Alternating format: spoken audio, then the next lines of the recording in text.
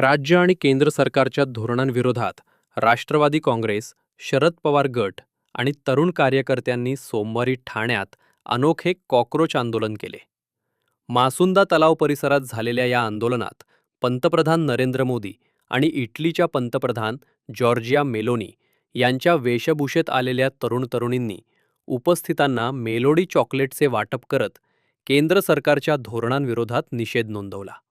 गेल्या काही दिवसांपासून समाज माध्यमांवर चर्चेत असलेल्या कॉक्रोच जनता पार्टीच्या संकल्पनेवर आधारित हे आंदोलन करण्यात आले.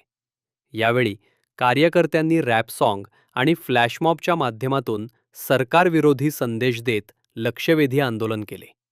केंद्र सरकारच्या धोरणांविरोधात घोषणाबाजीही करण्यात आली.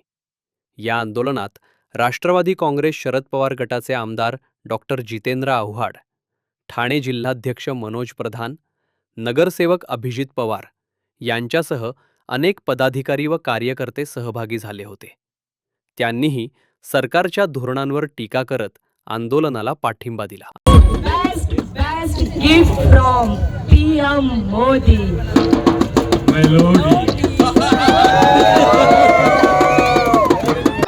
Chief justice of India his lordship Surya Kant ji यांनी जे काही म्हटलं की कॉक्रोच येते, हे त्याने का म्हटलंय माहित नाही, पण तरुणांच्या माथ्यात डोक्यात गेलं ते की आम्हाला कॉक्रोच म्हणतं काय.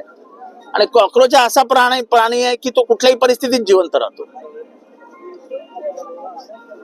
आणि एक लक्षात घ्या, या एका शब्दामुळे देशभरातलं वातावरण बदललं. कॉक्रोच जनता पार्टी कोणाच्या सुपीक डोक्यातनं बाहेर पडली मला माहित नाही, पण 25 कोटी फॉलोअर झालेत, 25 कोटी फॉलोअर. आणि कोणी म्हणेल की त्यांचं अकाउंट ब्लॉक केलं, त्यांना हे केलं, त्याला तुम्ही घाबरवून तर कुठलंच आंदोलन दाबू शकत नाही. जर दाबू शकले असते तर 1942चं आंदोलन गोळ्यांच्या आधारावरती ब्रिटिश दाबू शकले असते. ते दाबू शकले नाहीत कधी आंदोलन, तर तुम्ही काय दाबणार? किती जणांना माराल? ज्याप्रमाणे तरुणांचा बेरोजगारीचा प्रश्न आहे, त्याचप्रमाणे महागाईचा देखील मोठ्या प्रमाणात प्रश्न, सगळेच प्रश्न उभे राहणार आहेत. महागाईचा प्रश्न उभा राहणार आहे, बेरोजगारीचा प्रश्न उभा राहणार आहे, शेतीचा प्रश्न उभा राहणार आहे, शेतीमालाचा प्रश्न उभा राहणार आहे, वाहतुकीचा प्रश्न उभा राहणार. सगळे प्रश्न या देशासमोर पुढच्या 8-10 दिवसामध्ये उभे राहतील. आणि पेट्रोल, नीटचा देखील पेपर फुटी प्रकरण ताजंच आहे. कारण नीटचे पेपर फोडणाऱ्या प्राध्यापकांना लाज वाटली पाहिजे. एवढ्या चांगल्या, आणि पुण्यातले 3 जण पेपर सेट करायला कसे असतात आणि तेच 3 जण पकडले जातात. काहीतरी कनेक्शन असेल ना पुण्यातलं. नीटचे काही विद्यार्थ्यांनी आत्महत्या पण केलेली आहे. करणारा पोरं आत्महत्याच करणार आहे. राहिलंय का भारतामध्ये? पेपर फोडण्यासाठी जर शिकलेले सावरलेली लोक पुढे येत असतील आणि करोडो रुपये घेऊन पेपर फोडणार असतील तर आमचं आयुष्य ते बर्बाद करतायत असं पोरांच्या मनात येणं स्वाभाविक आहे.